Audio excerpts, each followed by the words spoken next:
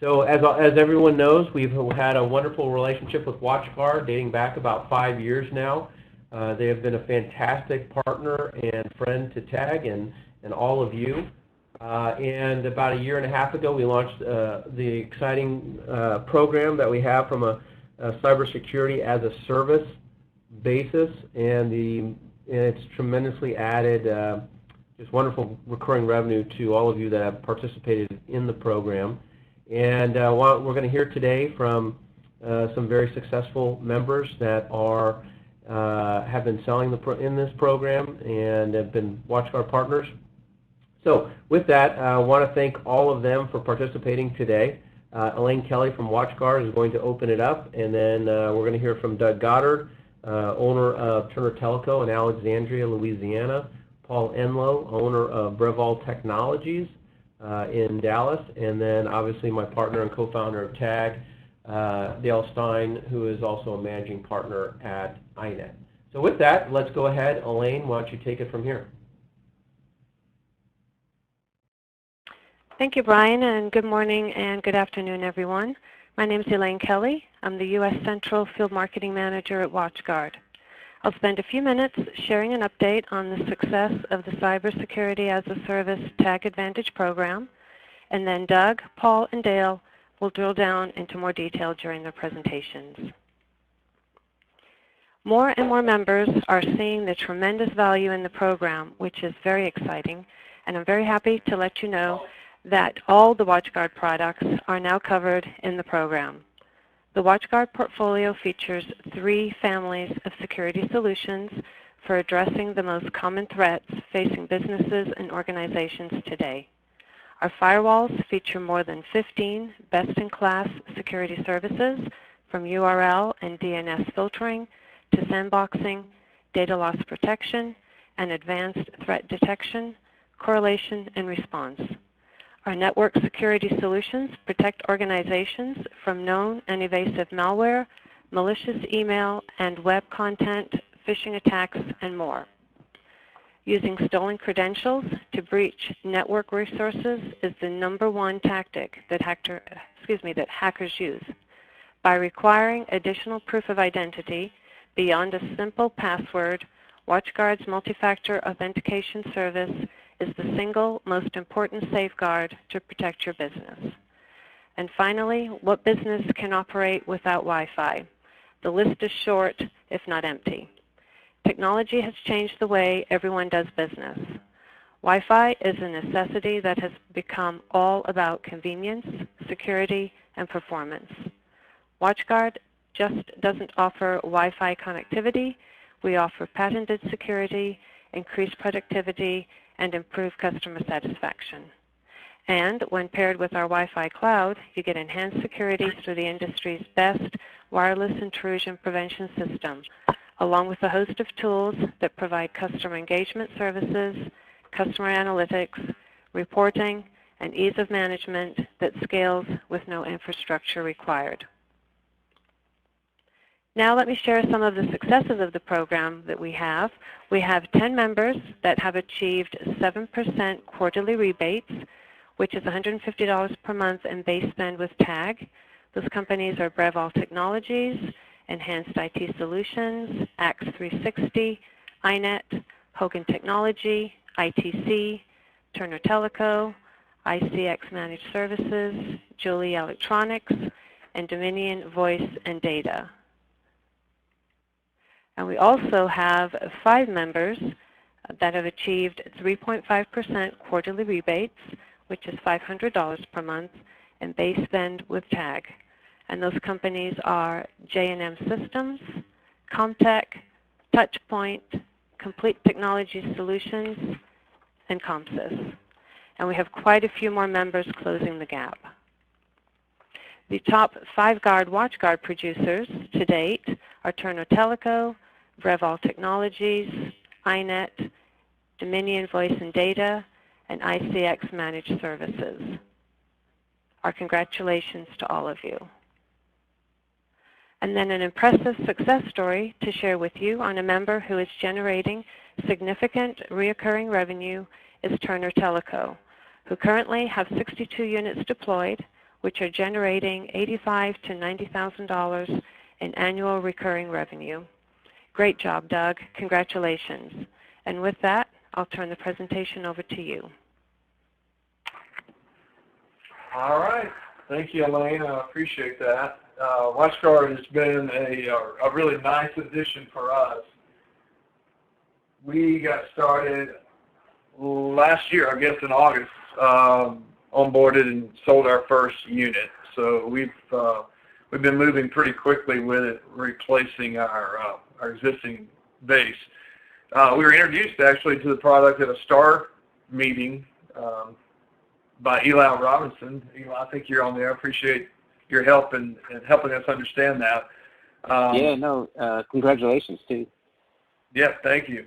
I think you were a little skeptical when I came back after our first conversation that we were probably not going to onboard, but you know, we were a Sonic Wall shop, and our techs were pretty intrigued in that product. But after that introduction, and I guess from my perspective, Sonic Wall just didn't appear to be as progressive from a technology standpoint as Watchguard had become, and we have always fought renewals with Sonic Wall. It's been a hassle for us to manage, and required a touch on the customers, every year or every other year, which sometimes would have them reach back and start looking at other products. Dale Johnson, has made the comment many times before that the month-to-month customers are oftentimes more sticky, and because you're not having to go back for those asks. But for one reason. But and the other thing is with Sonic Wall, we had zero revenue, no recurring, no upfront, other than maybe a little installation because we just sent those customers out to another vendor. So,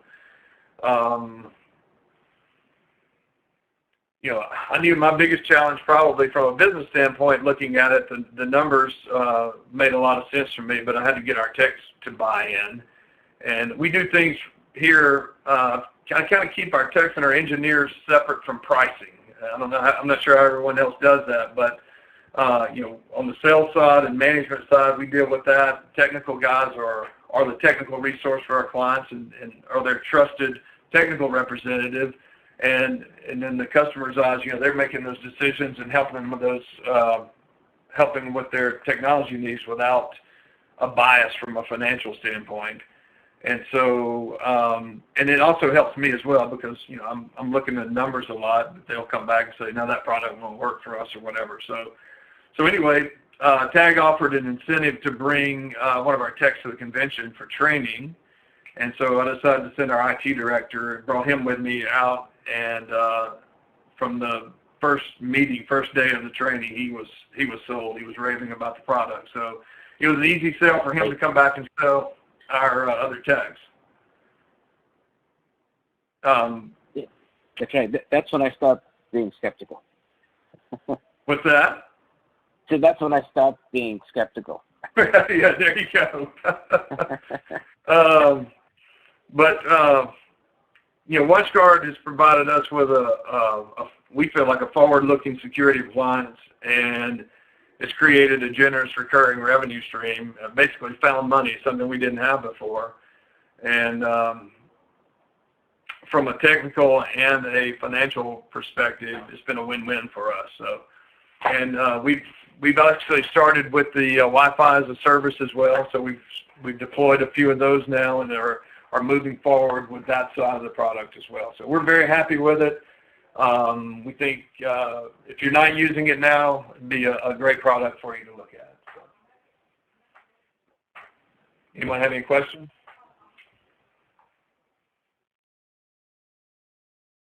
Okay. All right. Well, thank you, Doug. We greatly appreciate, obviously, Doug's involvement in the program. As this is just one example of a member that has transitioned away from their existing firewall, Sonic Wall being one of them. We've had others that have migrated from Fortinet and others. So due to the success of the program and the recurring revenue that can be generated. So Doug is a great resource for all of you as well. And so now we're going to turn it over to Paul Enlow and Dale Stein, who's going to specifically speak about how the strategy that they use to include WatchGuard on every voice transaction. So go ahead, Paul. Good morning. Good afternoon, everybody. Thank you, Doug. Thank you, Elaine. Thanks, Brian, Janet, everybody having us on. Do I need to move the slide now, Brian? Yeah, go ahead. There we go. There you go. All right. I'm just waiting for Dale to interrupt me at any moment now. That's right now. Go ahead, Dale, if you want to go ahead. And no, I'm letting you do it, Paul. Thank you. Just kind of like what Doug said, we embraced WatchGuard probably a little bit earlier on. I'm amazed at the success that he has had. He just onboarded it last August and has already passed Dale and I at this juncture. But that's great success, Doug. And we embraced WatchGuard early on as soon as they tag onboarded them, and we specifically being a traditional telecom company just made a commitment throughout our entire organization to install a WatchGuard appliance with every on-premise or hosted phone system we sold. Whether the customer wanted it or needed it, we bundled it in. That was our way of getting on their LAN, their network, and we found different ways of leveraging that. First, we wanted to be able to control our own install. It always sucks having to call another IT company to have them control your install of a phone system. Secondly, we got away from calling it a firewall because the objection would immediately come up, we already have a firewall, we don't need it, so we just started calling it a voice appliance requirement or necessity for the implementation. And like Dale said in one of our last conversations, we do sell it on our data side as well for the cybersecurity side of it when we're pitching data networks. So I don't know if there's, Dale, you want to add anything else on top of that with your phone system side? No, I mean, I think you and I are in concert of how and why we sell WatchGuard. A lot of this credit also goes to Mark, a partner up there at iNet, from a technical standpoint, and because we sell in unison as a sort of a team effect between sales and operations. So iNet being truly entrenched and all in on every transaction, a WatchGuard is being presented no matter what. So I think you're doing the same thing. Absolutely.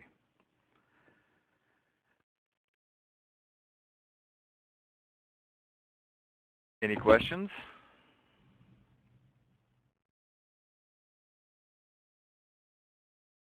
I have a question, Paul. This is Doug. Yeah, Doug. First, what do you do with the existing firewall and the relationship with the existing IT provider during that transition? We kick them to the curb. No,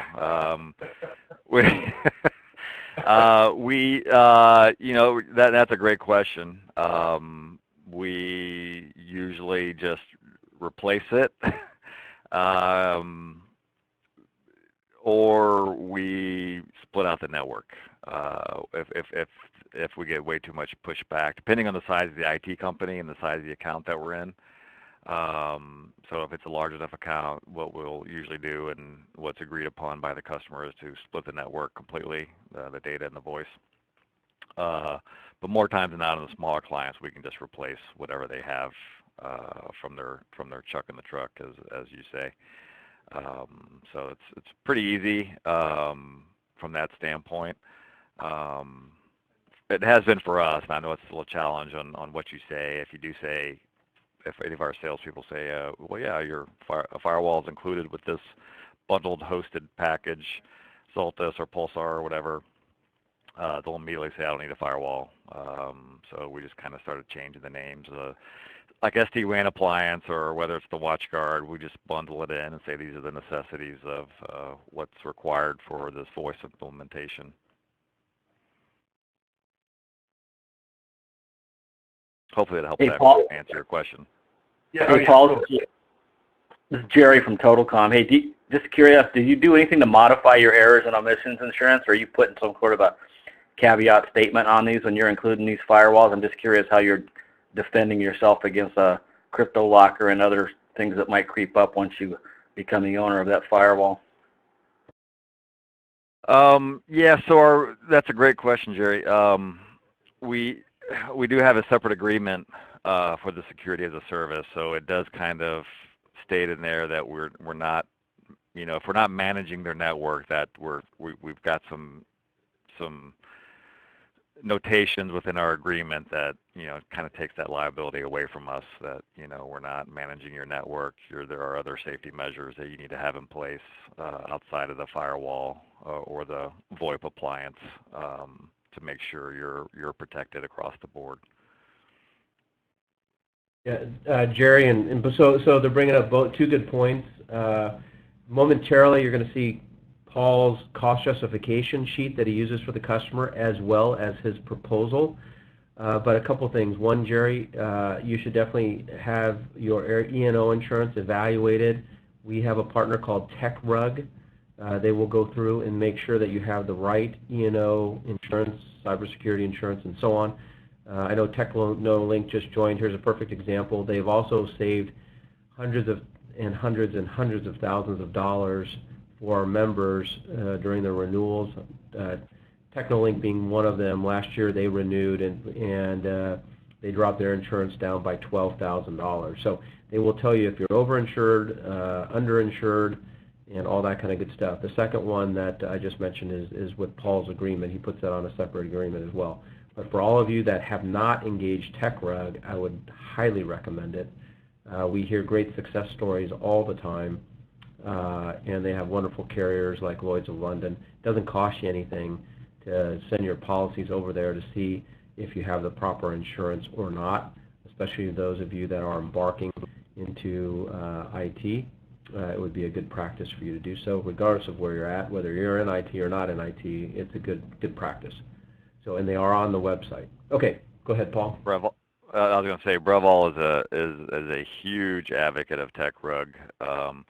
Once TAG onboarded them, we provided Justin our current policies, and really what we found out is our local insurance agents here weren't even writing the policy geared towards our business or our industry. I was way overpaying. Justin actually kind of exactly what he did with TechnoLink. I think he saved me anywhere from $6,000 to $10,000 a year. Increased our umbrella, our overall liability, added workers' comp, added E&O, added all kinds of additional value add with huge cost savings, and it's written towards and geared towards everything in our industry. So yeah, I highly recommend TechRug if anybody doesn't have them right now. And so we did add E&O to that to make sure we're covered. That kind of does answer your question as well, Jerry. So we have that safety net if they did try to point the finger back to us or our firewall appliance. Yeah, we use them. I'm not super familiar with it, so I need to spend a little more time double checking them. But thanks a lot, Paul. Sounds like we need to concentrate a little bit more on getting some of these sonic walls out of here. Sure. Then one of the bullets that Paul has on this slide is the selling total security on every deal, not basic.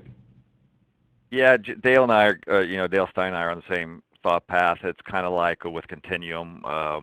We don't sell anything less than Elite Server Care, and with WatchGuard, we don't sell anything less than TSS, Total Security Service. So that way we have uniformity across the board, so we know how to treat every client the same, and they're getting the best that's available from WatchGuard through Total Security Suite. Yeah, this is Doug. Same here, Paul. We only sell the Total Security Suite for those same reasons. Yeah. So we want to put those extra protections in place just for kind of what Jerry, that question Jerry had there. That kind of helps protect from some of those areas of concern when you have total security in place.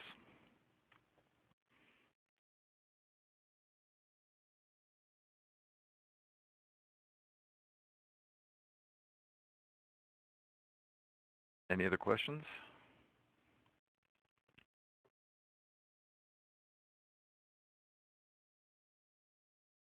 Paul, you want to keep pushing forward? Sure. So why? Why cybersecurity protects your customers? It's called recurring revenue. Yeah. So I'm looking up to Doug. I want to get into Doug's level. He's my hero. So I got a little more work to do. I've already passed Dale, so I'm not worried about Dale as much anymore. I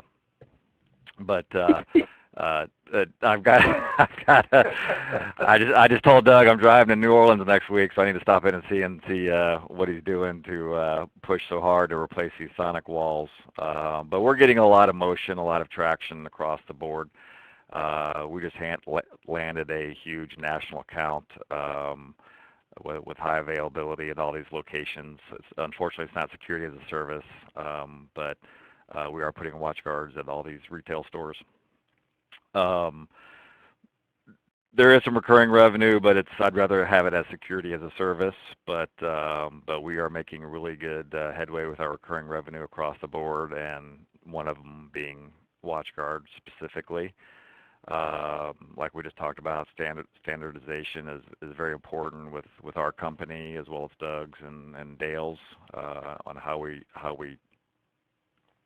implement our customers, and then of course how our technicians and salespeople can handle them thereafter, knowing that they're all uniformed and standardized. Why would you support a customer with a firewall that's not WatchGuard?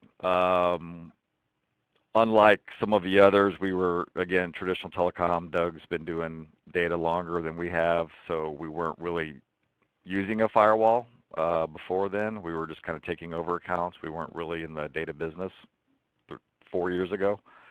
So that's when that was, again, our initial process of how we were going to start landing that business, was selling it with every phone system.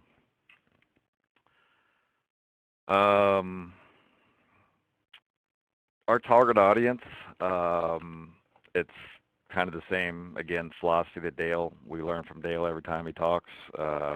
We only deal with C-suites only.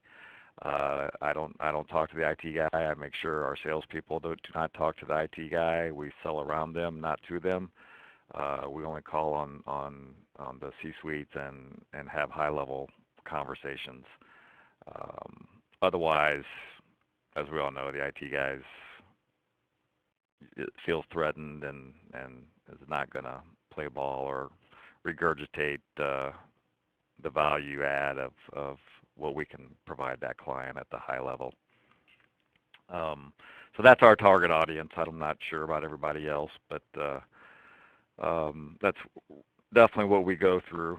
The conversation with the customer, again, we talk about it as a voice appliance or a VoIP appliance, something that helps you just kind of regulate traffic and make sure we've got better practices in place. Again, total security is really the only way we go. And then, like Dale Stein was saying, it's only $185 a month. Nobody can sell you cybersecurity for that or that cheap. And there's other ways of doing things, and I'm sure Doug and Dale do, as well as many others that are on this call. Bundling security awareness training with that, other appliances, but just getting the most out of what you can on that WatchGuard appliance.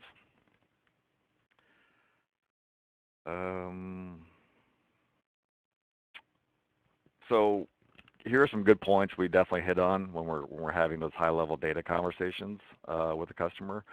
Cybersecurity, so WatchGuard definitely helps with cybersecurity, regulates, minimizes breaches, ransomware.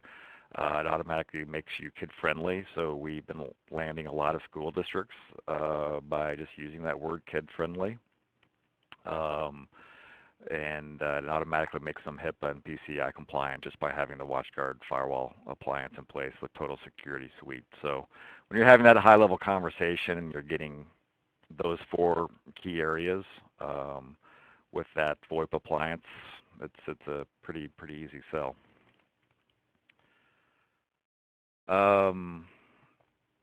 So the high-level benefits of security as a service as we go through with the customer, and Doug hit on it as well. You know, month to month, we don't have to have conversations. When we first brought on WatchGuard, we were selling them, and that's when we ran into all of our problems of trying to collect annually, or after the third year if we did a 3-year total security suite. It's about impossible. We had a lot of pushback. We lost some clients just because they didn't want to pay it. They felt, I paid you $3,000 year one, why should I pay you again?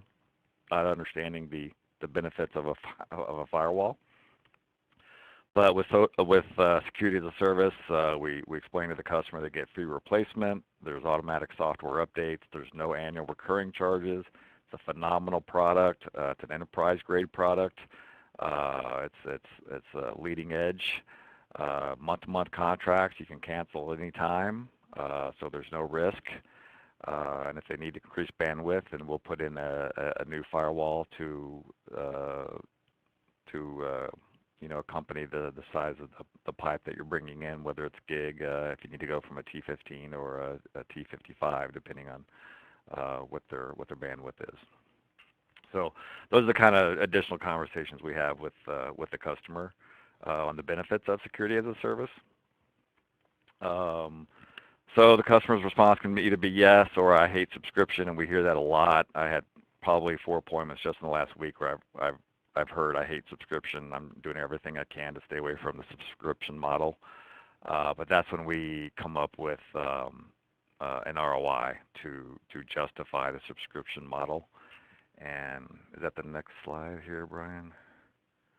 Yeah, and it'll be after this one, I believe. Let's do an ROI.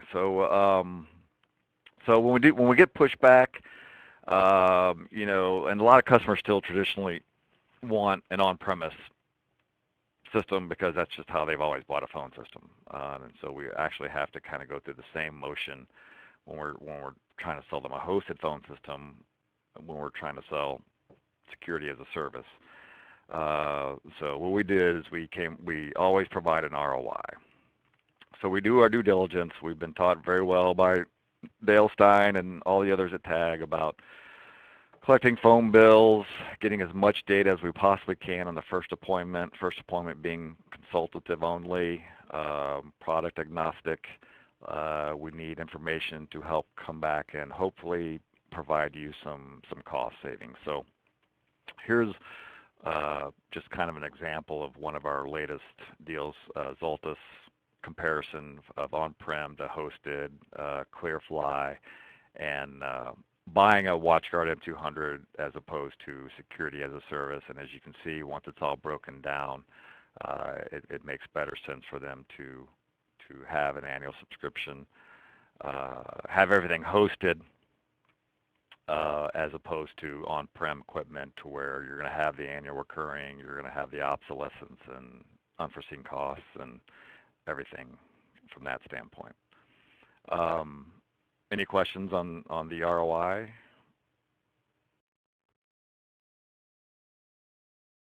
No?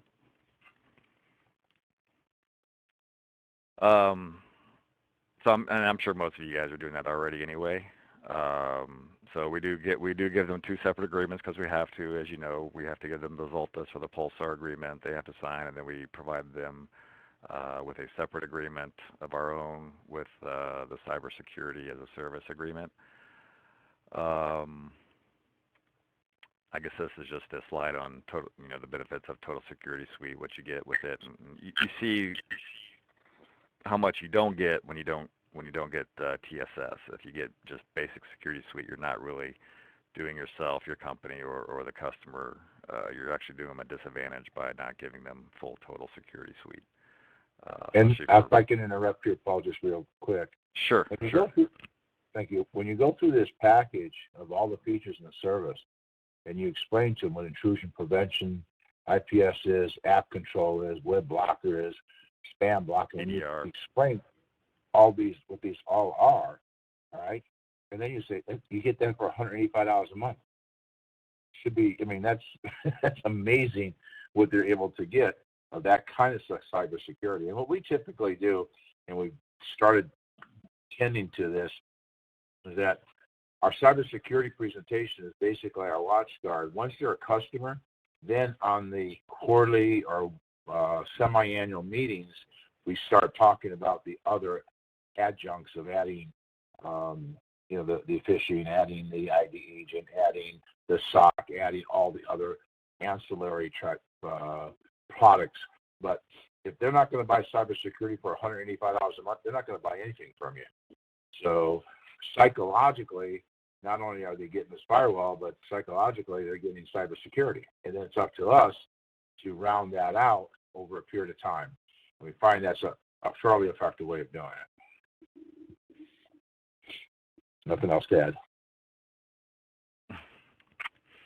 I agree completely. So we kind of go through it as well, and there's so much more that you see that the customer gets with Total Security Suite. It's pretty easy once you kind of go through that process of explaining everything they get for that $185 a month.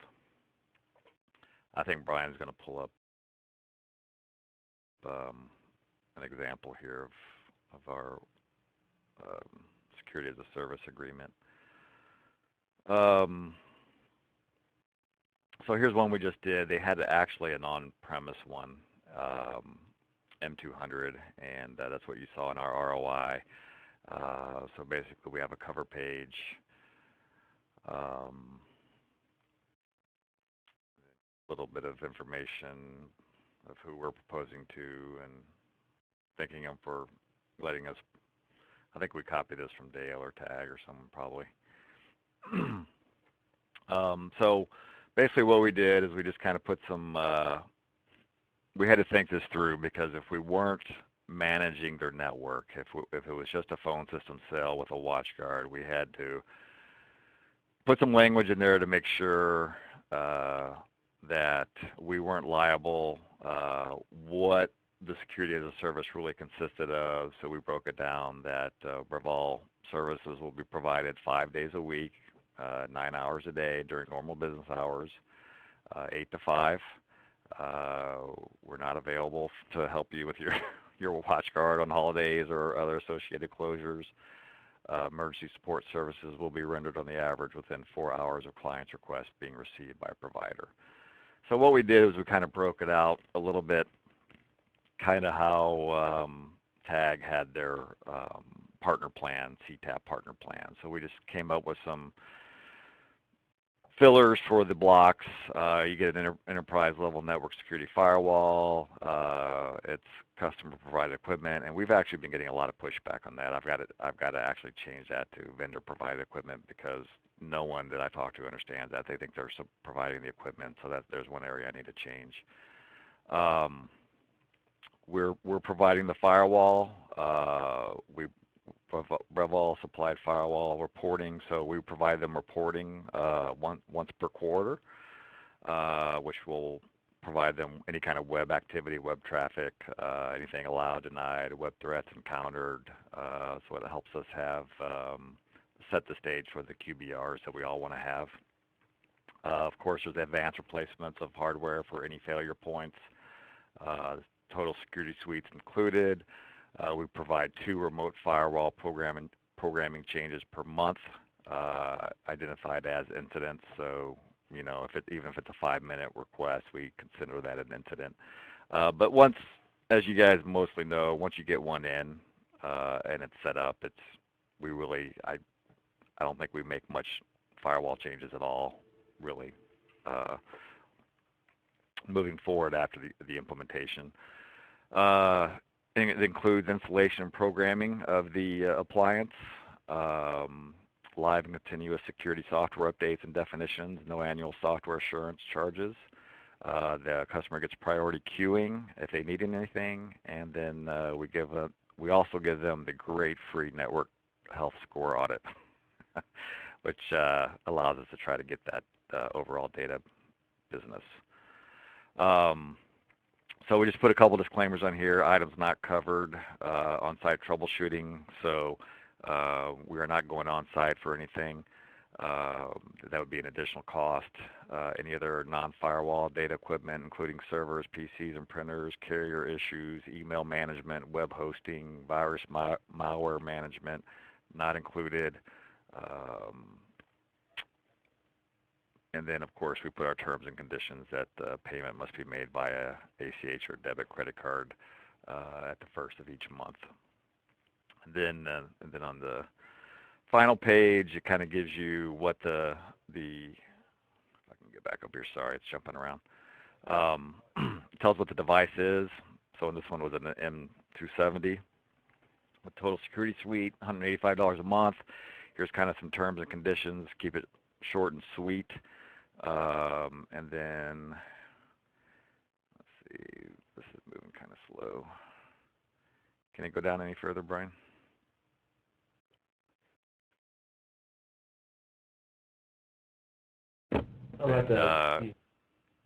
And then here we kind of just recap again what they're getting, show them a picture of the appliance, continue to take the risk out of doing business, what they're getting. And the last page on it gives you the breakdown of total security suite as opposed to basic security suite. So that's kind of our security as a service agreement. We just kind of, I didn't have legal do anything with it. We just kind of put it together. It's evolved a little bit over time. It's continued, needs to change, like the CPE. I need to change that to VPE because we're having a lot of challenges with that language right there. Any questions, anybody, on the agreement itself or the ROI?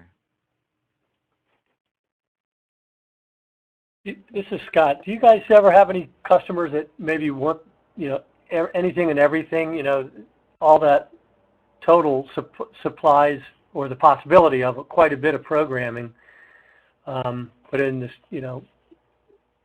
generally you're setting up only part of that. So is that ever an issue where they want more than you guys bargained for?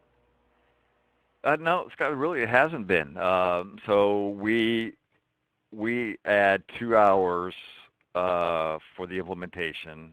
So our hourly rate here in Dallas-Fort Worth is $195 an hour. So we will add. So I guess they had to pay the first month, so it'd be $185 for the first month, and then we do 2 hours of labor for the implementation of it, and then usually once it's implemented, there's really no changes because our technical team does a really good job of identifying everything they need.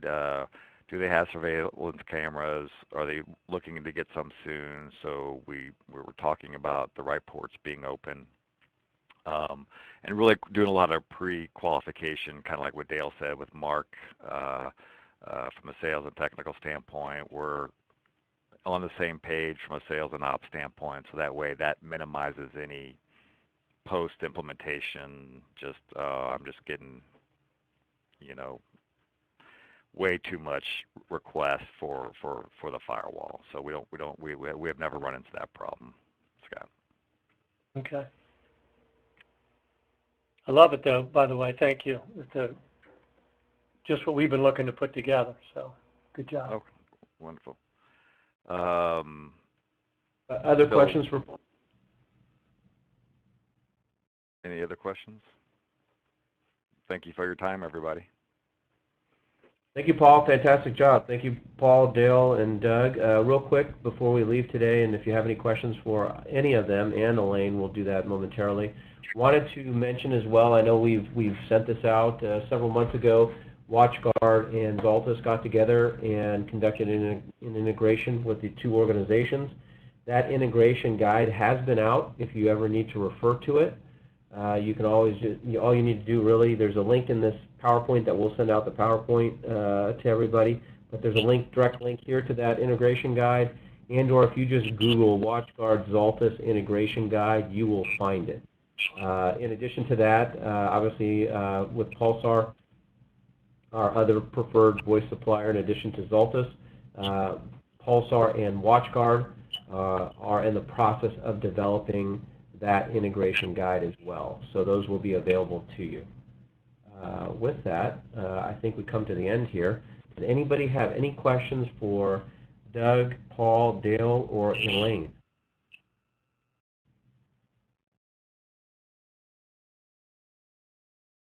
Okay, well this session has been recorded. We are going to send it out. Brian, before you hang up, this Sure. is Cheryl and Jeff. Just a question for you on the brochure. If you're not supposed to sell the basic, why wouldn't we just get a brochure without the basic and only show the total security? Well, here, let me. Can I answer that? Sure. Thank you. What we find is, I like to say, I can come in here and sell you basic, or I can do it right, and it helps me interface to a couple other discussions when we talk about SP business, which we're ultimately trying to get to. Some of the nuances that occurred in here is that you may be putting a Watchguard on their hosted VoIP, but you know what? You're really starting to strategize to get into their network, and Paul had indicated that they're going to drop analyzers on their network to make sure everything's going to work properly. And it's a segue to saying that a lot of companies come in and say, hey, you want to do it right, you want to do it maybe okay, you want to do it really bad, pick which one that you want. All right. And our philosophy and our understanding, our success with our customers is we come in and we propose what you need and what you should be using and what's proper and what's best practices for you. And what it does, it puts a real slam on the companies that come in and go, well, you can do it this way, you can do it this way, you can do it this way. All right. In our sales process, the only way we do it is the right way. So we're not asking the customer what they want. We're sort of telling the customer what they need. And it's a segue into sort of that conversation, Cheryl. That's all. Okay, got it. Thanks. Does that make sense or not? Yep, nope, that's very helpful. Thanks, Dale. Okay. Other questions? Anybody else have a question? Okay, just in closing. Hey, Brian, I've got a quick question. Brian, this is Jeff. Yep. Going back a slide, you talked about the integrations to Pulsar and Xolfus. Is there a sales reason to bring that up? Or that seems like an interesting pointer from a sales standpoint that this integrates with our solution. What do you mean by integration to it, or just what ports to open? So from a technical standpoint, you'd have to see the integration guide from that standpoint. Dale, do you mention that at all in the sales process or no? No, I mean, I really don't mention it. I mean, I'm very intrigued what Paul has been able to do with this, and I'll spend a little bit of time with Paul, and his ROI is very intriguing, and so I can't really answer that question for you, Jeff. I mean, that's fine. No worries. Curiosity. The primary purpose was from a technical standpoint. Understood. Thanks. Nope, just curious. Thanks. Yep. No, good question. Again, any other questions before we leave? Okay, as I mentioned, this is recorded, so if anyone would like to share this with anybody within their office, please do so. We encourage it.